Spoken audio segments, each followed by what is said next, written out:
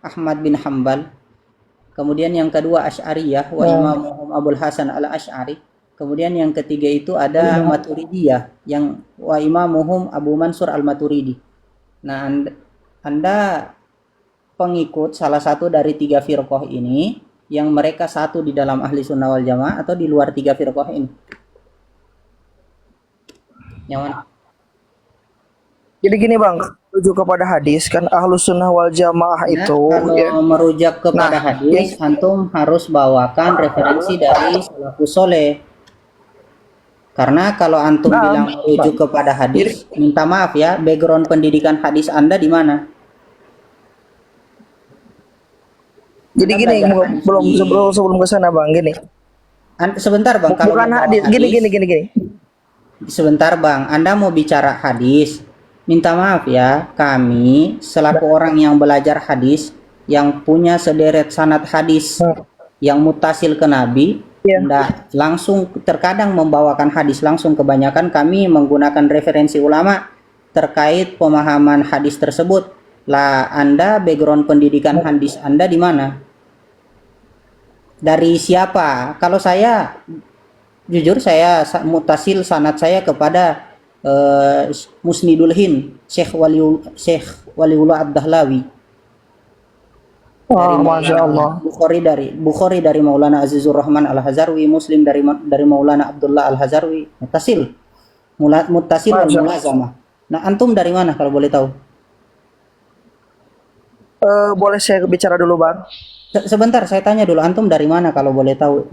Ketika antum bilang dari hadis langsung begini, dari mana kalau boleh? Saya mau bertanya tentang hadis.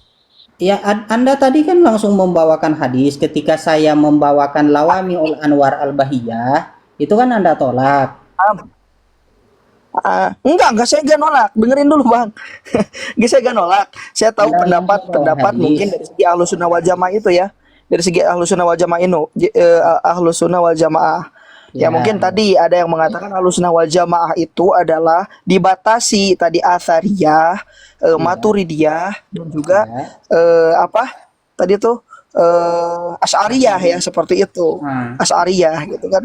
Itu kan madhab akidah gitu kan.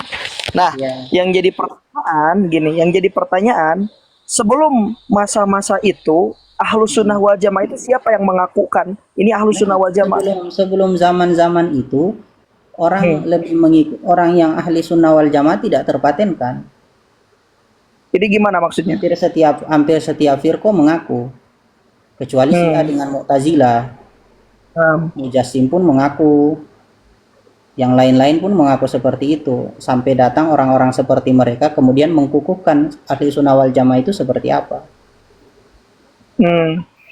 Kan kalau kata Rasul gini. Nah, jadi itu antum mau bawa kata Rasul, background pendidikan hadis antum di mana? Kan ini saya mau bertanya, ini keawaman saya, ini bukan mau membantah abang. Tadi mau bilang kan kata Rasul begini, berarti kan membantah statement yang saya ungkapkan. Astagfirullah, bukan membantah gini. Ahlus Sunnah wal Jamaah itu dibatasi dengan kata man ana al yauma man ana alaihi wa ashabi. Itu ada 3 versi bang yang saya baca riwayatnya. Di mana riwayat yang Anda baca? Apa? Di mana riwayat yang Anda baca? Di dalam buku. Di mana bukunya? Harus kitab apa? Dan rekonstruksi Ahlus Sunnah wal Jamaah. Itu riwayatnya kemana itu? Karya ulama yang dia itu lulusan Sidogiri. Jadi ada 3 hadis, 3 redaksi hadis, ya. Karena umat dalam hadis kan itu seperti redaksinya Ahlus Sunnah wal Jamaah. Aku mau baca hadis tentang Sawadul A'zam atau Iftaraqatil Ummah, yang mana? Iftaraqatil Ummah. Ya, memang ada beberapa redaksi itu. Iya. Redaksi ahli sunnah, antum bilang redaksi ahli sunnah wal jamaah, yang ada kan Sawadul A'zam, hadis tentang Sawadul A'zam dengan Iftaraqatil Ummah. Kemudian Iftaraqatil Ummah itu rata-rata dimuat dengan redaksi ma'ana alaihi wa ashabi. Terus redaksi yang lain menggunakan redaksi beda ya bang. Sawadul A'zam dengan Iftaraqatil Ummah beda. Nah. Jadi Ahlus Sunnah wal Jamaah ini hanya terbatas pada 3 ini di akhir zaman, Ya. Bang. Coba antum bawakan satu redaksi yang mengatakan di luar 3 ini adalah ahli sunnah wal jamaah. Bentar, bentar. Mana ya kitabnya? Oh, ini. Bentar, saya buka. Dalam kitab rekonstruksi Ahlus Sunnah wal Jamaah. Di bab ini ada 3 redaksi yang saya baca nih, Bang. Kitab apa itu, Bang? Nah, ini Ahlus Sunnah wal Jamaah. Iya, maksudnya di kitab apa itu? Eh, Yang nulis siapa? Kok enggak tahu? Nah, ini wa fi riwayat Tabrani iftaraqatil yahudu ala ihda wa sab'ina firqatan wa iftaraqatin nasara ala thnataini wa sab'ina firqatan wa sataftariqu ummati ala thalathin wa sab'ina firqatan ya wa sab'ina firqatan wahidatun minha najiyatun wa baquna halaka qalu wa ma najiyatu ya Rasulullah qala ahlus sunnah wal jamaah qalu wa ma ahlus sunnati wal jamaah qala man kana alaihi ma ana alaihi al yauma wa ashabi. Terus? Itu yang di hadis riwayat Tabrani ya. Ya ada beberapa redaksi yang saya baca. Di sini juga ada referensi daripada Muhammad bin Abdul Karim bin Abu Bakar Ahmad Asy-Syahristani ya. Di dalam kitab Al-Minhal wan Nihal. Mungkin. Apa? Asy-Syahristani. Ini Ya. Asy-Syahristani dibacanya. Oh, iya, iya. Seperti itu. Iya. Ya. Nah, ini Ustaz, afwan. Saya ini hanya membacakan saja tentang Ahlus Sunnah ya, seperti itu. Dari Imam Ibnu Mas'ud berkata kepada Amir bin Ma'mun, Al-jama'atu ma wafaqal haq walau kunta wahdaka. Al-jama'ah adalah apa saja yang sesuai dengan kebenaran meskipun kamu sendirian melakukannya. Terus? Iya. Ya. Ini pendapat lagi nih, riwayat Imam Ibnu Mas'ud. Iya. Jadi yang disebut jamaah itu siapa saja yang berada di atas Iya, kebenaran, iya. maka ia adalah jamaah walaupun ia sendirian. Maka na alal haq fahuwa jama'atun wa in kana wahdahu. Iya. Terus di mana yang di luar 3 ini kemudian masuk di dalam kana alal haq itu di mana? Di luar 3 tadi itu. Di luar luar. tiga Di luar Athariyah, Asy'ariyah dengan Maturidiyah di mana? Siapa? Nah, Qadariyah, yang di- Mujasimah, Enggak mujasimah yang seperti tadi ya. Gini. Musyabbihah. Enggak, saya juga meyakini hal itu salah gitu kan dari segi teologi kan seperti itu. Terus Ya. siapa Yang dimaksud lagi di ya? sini Saya Apa? tanya, yang ketika saya nyampaikan pendapat yang sudah jadi, analoginya begini ya. Ketika saya Ya. nyuapi kamu dengan nasi, kok kamu bawakan saya beras begitu? Ya, makanya gini, ini kan ada kesimpulan. Yang mana kesimpulan itu mungkin panjang ya. Apa namanya musonib yang menulis kitab rekonstruksi Ahlus Sunnah wal Jamaah. Bahwasannya Kitab Gimana? orang Indo ya. Kitab orang Indo ya. iya, kitab orang Indo. Karena beliau Sekarang, juga Bang, dari yang dalil-dalil yang Anda bawa tadi, kan itu seakan-akan saya kan di awal menyampaikan dari Lawami'ul Anwar Al-Bahiyah punya As-Safarini. Ya. Nah, itu mengatakan 3. Kemudian antum bawakan dalilnya. Dari dalil itu kan sama ulama-ulama sebelum kita sudah merekonstruksi atau sudah memuat susunan yang mana dari hadis itu dipahami kelompok yang betul-betul ada di dalam ma'ana alaihi wa ashabi atau mawafaqatil haq itu ada 3 kelompok, Athariyah, Asy'ariyah, Maturidiyah. Nah, sekarang saya mau tanya ke antum, ketika antum bantah statement argumentasi saya dengan referensi yang ada di Lawami'ul Anwar, itu saya muncul pertanyaan begini, adakah di luar 3 kelompok ini atau kelompok yang membedai 3 kelompok ini yang masuk di dalam kategori ahli sunnah wal jamaah gitu loh? Ada nggak? Iya. Nah, yang jadi apa namanya dari segi kelompok gitu kan, gitu ya, dari segi kelompok wallahu alam gitu kan. Tapi yang saya kritisi seperti ini, Bang. Apakah Kalau nggak memungkinkan tahu, mungkin? Kalau nggak tahu ada di luar 3 itu, kemudian nggak punya referensi terkait di luar 3 itu, ngapain ngomentari? Kenapa ndak ngikuti ulama begitu? Kalau memang mau mengomentari, komentarilah sesuatu yang Anda pahami. Anda tidak paham, tidak punya referensinya, kemudian berkomentar, menunjukkan ketidakpahaman Anda, atau mau pakai bahasa kasar, menunjukkan ketidaktahuan Anda terhadap hal itu. Makanya saya bertanya ini ya, maksudnya saya tidak menyerang tentang Ahlussunnah wal Jamaah, ini ketidaktahuan saya, Bang. Ketidaktahuan Simpel, saya ya. Bang. Sudah jelas al-faidatur rabi'ah at-ta'rif bi ahli sunnah wal jamaah. Faedah keempat, penjelasan, pengertian, definisi dari ahli sunnah wal jamaah. Ahlu sunnah wal jamaah salasu firokin. Ahli sunnah wal jamaah ada 3 kelompok. Al-asariyah, mau dilihat lagi, Bang. Nah, capek semuanya. Lawami'ul Anwar al-Bahiyah. Ini nah. Ya. Sunnah wal jamaah salah sufirokin asariyah, asy'ariyah, maturidiyah, sama dengan yang saya jelaskan tadi. Kemudian wa amma firaqut dolal fakathiratun jiddan. Firqah dolalah atau ahli bid'ah itu banyak sekali. Banyak enggak ditulis. Aduh. Lah sekarang nanti Yang jadi bawakan dalil itu. Toh, kemudian dibawakan dalil itu ditabrakkan dengan state argumentasi di dalam Lawami'ul Anwar. Ya sudah, saya tanya, ada nggak di luar 3 kelompok ini yang ahli sunnah wal jamaah?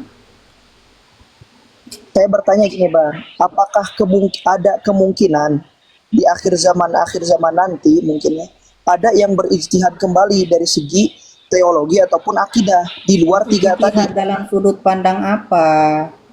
Ahlussunnah wal Jamaah.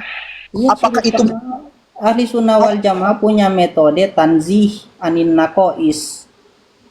Tanzih anin nakois itu sudah selesai pada 3 firqoh ini. Antum mau apa? Coba sodorkan metode apa coba? Silahkan. berarti tidak Isbatul lafdi, kemudian tafwid ijmali, dan takwil atau tafwid tafsili. Saya ralat. Isbatul lafdi, tafwid atau takwil ijmali, dan takwil tafsili atau takwil. Nah sekarang antum mau sodorkan metode apa selain 3 metode ini? ya yang saya tanyakan gini, Bang. Berarti tidak mungkin ada mujtahid lagi di luar 3 tadi yang itu masuk dalam kategori Ahlussunnah wal Jamaah. Kalaupun ada, mujtahid itu pasti muntasib bil madhab, tidak sampai mutlak. Karena kalau mutlak harus menyusun kaidah baru gitu loh. Kalau menyusun kaidah baru harus beda dari 3 kaidah ini. Sedangkan yang berbeda dari 3 kaidah ini imma tasbih, imma tajsim, imma ta'til. Paham? Antum di luar 3 kaidah ini antum bisa memakai kaidah tidak percaya sama sekali. Itu metodenya mu'attilah. Atau antum mau pakai metodenya pahami letter leg, itu metodenya mujassimah. Atau antum mau pakai metode ya sudah, pahami letter leg dan samakan saja. Pahami tanzih secara kaifiyah tapi pahami letter leg, itu metodenya musyabbihah. Silakan kalau mau ambil 3 metode itu. Di luar Ahlussunnah. Ya. Nah. Apa lagi metode yang lain? Isbatul lafdi sudah. Isbatul lafdi itu yang kita kenal dengan isbatul lafdi di kalangan Hanabilah itu adalah tafwid atau takwil ijmali di kalangan Asy'ariyah Maturidiyah. Selesai. Terima kasih banyak, Bang. Ya. Ini saya gak nyerang sedikit pun dari tadi. Makanya dengarkan dulu ya. Karena saya jujur bingung karena bacaan saya seperti itu. Ya, seperti itu mungkin. Itu mungkin. Ya, diperbanyak lagi baca kitab-kitab mutaakhirin, Bang, atau kholaf. Kenapa kok saya sarankan begitu? Karena ulama-ulama kholaf itu sudah menyimpulkan terkait apa yang disampaikan para salafus soleh. Yang penting di cross check kholaf itu pemahamannya apakah mengikuti salah satu dari firaq ini atau tidak.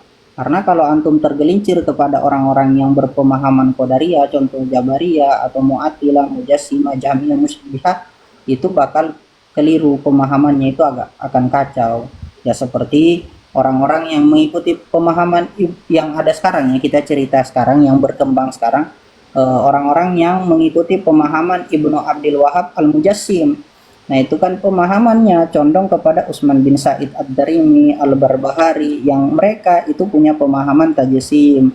Dan tajsim ini ditetapkan oleh a'immatu madhahibil arba'ah sebagai orang-orang yang kafir.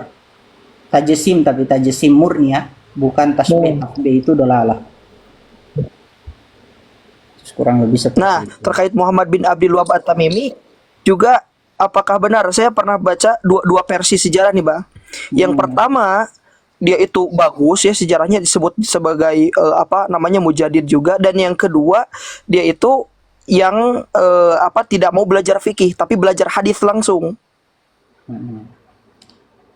Gini Bang, orang itu mau ndak mau, kalau kita ndak ketemu mereka, kita harus cross check dengan ada beberapa metode, ima orang yang punya itisol sanad ke mereka atau kitab-kitab yang ditulis oleh beliau. Kita bisa tahu pandangan orang ini seperti apa dari tulisan-tulisan kitab beliau. Nah, bisa antum dapati di tulisan-tulisan beliau ini itu banyak permasalahan di dalam akidah. Nah, kenapa saya berani mengatakan tajsim? Di dalam kitab Ibnu Abdul Wahab, semisal dalam pembagian tauhid menjadi 3 dalam kerangka asma wa sifat, itu mengatakan bahwasanya semua asma dan sifat Allah dipahami secara hakiki, tidak ada majazi. Nah, bahasa simpelnya letter leg. Makna yang ada di makna yang tertulis itulah yang dipahami. Apa yang tertulis itulah yang dipahami maknanya. Sehingga dia mengatakan di dalam lanjutan pembahasan itu. Ini di dalam kitabnya Usuluddin Al-Islami. Mengatakan wa minhu istiwa'uhu ala arsyihi ay uluwihi alaihi bidatihi. Allah itu zatnya beristiwa di atas ars, nongkrong di atas ars, bahasa simpelnya. Nah, ini jatuh kepada pemahaman jihah. Di dalam kitab Hasiat Dasuki ala Syarhi Ummil Barohin, orang yang jihawiyah atau berpemahaman jihah ini adalah cabangan dari kelompok mujassim, dan ini dalam pendapat Mu'tamad tidak sampai kafir, tapi sampai kepada taraf dolalah. Di sisi lain, pengikut beliau, kita bisa lihat di dalam tafsir Ibnu Utsaimin. Ini salah satu murid beliau kan, yang mana Ibnu Utsaimin ketika ditanya mengenai sifat yad pada Allah atau sifat yad yang tertera di dalam Al-Quran, ditanya kepada dia, yad di dalam Al-Quran itu apakah hissiyah atau ma'nawiyah? Dijawab hissiyah.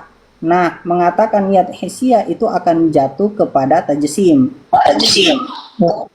Kita lihat dia ini masuk tajsim yang mana, masuk mujassim yang mana, apakah mujassim yang jismun kal ajsam atau jismun la kal ajsam. Nah, ternyata di tafsir Ibnu Utsaimin dia mengatakan hissiyah, tapi hissiyahnya yad tidak sebagaimana yad hissiyah yad Allah, tidak sebagaimana hissiyah pada yad makhluknya, berbeda dengan yad makhluknya. Nah, ini kan masuk dalam kategori jismun la kal ajsam. Sama pernyataan seperti ini tidak menjatuhkan orang kepada kharij anil millah, tapi jatuh kepada dolalatul akidah atau asin fil akidah.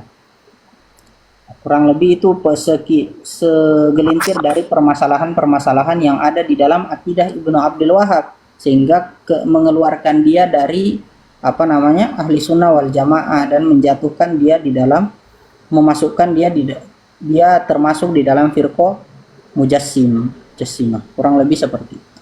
Tapi kalau Imam Ibnu Taimiyah gimana tuh, Bang? Pandangan Ibnu Abdul Wahab itu kan tertuju kepada Ibnu Taimiyah. Ibnu Taimiyah, ya. Kita lihat Ibnu Taimiyah pun banyak pemahaman beliau yang menjurus ke sana. Ya, walaupun kita tidak mengingkari kealiman beliau di dalam fiqhul Hanabilah.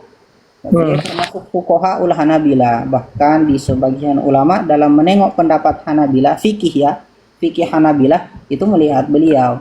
Tetapi di dalam kategori akidah beliau condong kepada firqah tajsim.